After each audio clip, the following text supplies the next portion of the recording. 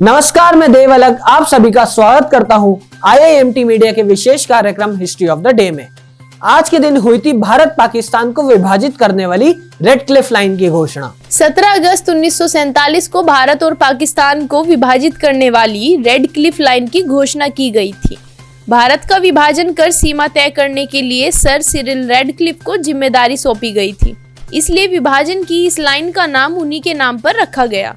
Radcliffe को 4,50,000 वर्ग kilometre की जमीन को दो देशों के बीच बांटना था, जिसमें 88 मिलियन लोग रह रहे थे। विभाजन रेखा तय करते समय ध्यान रखना था कि मुस्लिम बहुल्य इलाके पाकिस्तान में जाएं, जबकि सिख और हिंदू बहुल्य इलाके भारत में बने रहे।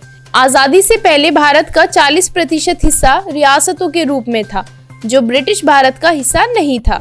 नॉर्थ और साउथ कोरिया के बीच आज के दिन खींची गई थी लकीर। द्वितीय विश्व युद्ध के बाद कोरिया का विभाजन हुआ और नॉर्थ और साउथ कोरिया के रूप में दो नए देश बन गए। 1910 से कोरिया पर जापान का शासन था, जो 1945 तक रहा। इसके बाद सोवियत संघ ने उत्तर कोरिया के 38वें पैरेलल क्षेत्र पर कब्जा जमा लिया, जबकि साउथ कोरिया पर अमेरिकी सेना ने आधिपत्य कर लिया। इस समझौते को जापान के आत्मसमर्पण के लिए सामान्य जर्नल नंबर 1 में 17 अगस्त 1945 को शामिल किया गया था। इस दौरान कोरिया विचारधारा के रूप में भी बट गया था। उत्तर कोरिया साम्यवाद के सिद्धांत पर चलना चाहता था, जबकि दक्षिण कोरिया लोकतंत्र के रास्ते पर था। 1950 से 1953 तक कोरियाई युद्ध चला और इसी वर्ष ये देश विभाजित हो गए। पुलित्जर ने आज के दिन जर्नलिज्म स्कूल को दान किए थे $1 मिलियन। पत्रकारिता की दुनिया में जोसेफ पुलित्जर का नाम बहुत सम्मान के साथ लिया जाता है। हंगरी में जन्मे पुलित्जर जब 1864 में अमेरिका आए तो उनके पास न तो पैसे थे, न जान पहचान और न ही उन्हें अंग्रेजी बोलनी आती थी। कुछ समय तक उन्होंने वेटर का काम किया और इसके बाद उन्हें सेंट लुइस में जर्मन भाषा के अखबार में नौकरी मिल गई।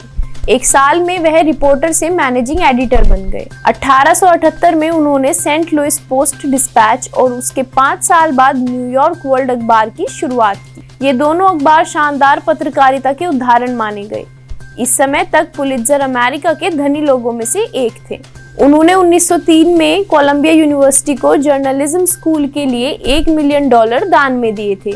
1917 से कोलंबिया यूनिवर्सिटी ने उनके नाम पर पुलित्जर पुरस्कार की शुरुआत की। पाकिस्तान के राष्ट्रपति जिया उल हक की आज के दिन विमान हादसे में हुई थी मौत। पाकिस्तान के राष्ट्रपति जनरल जिया उल हक की 17 अगस्त 1988 को विमान हादसे में मौत हो गई थी। अमेरिकी जांचकर्ताओं ने कहा था कि विमान में तकनीकी खराबी के कारण यह हादसा हुआ, जबकि कुछ समय बाद अमेरिकी लैब में पाया गया कि कंट्रोल सिस्टम के एलिवेटर बूस्टर पैकेज में पीतल और एल्यूमीनियम की मिलावट थी। वहीं ब्रिटेन के अखबार द संडे टाइम्स में 2008 में प्रकाशित एक लेख कहा गया था कि विमान के पायलट मसूद हसन ने हादसे से पहले अपने एक साथी से कहा था कि वह जिया उल हक को एक धार्मिक नेता की हत्या का जिम्मेदार मानते हैं। जिस दिन जिया उल हक उसके साथ विमान में होंगे वो उनका अंतिम दिन होगा। इस हादसे को लेकर कई कयास लगाए गए, लेकिन इसका कोई परिणाम नहीं निकला। आज के लिए बस इतना ही। कल फिर भेंट होगी इतिहास में दर्ज कुछ और महत्वपूर्ण घटनाओं के साथ।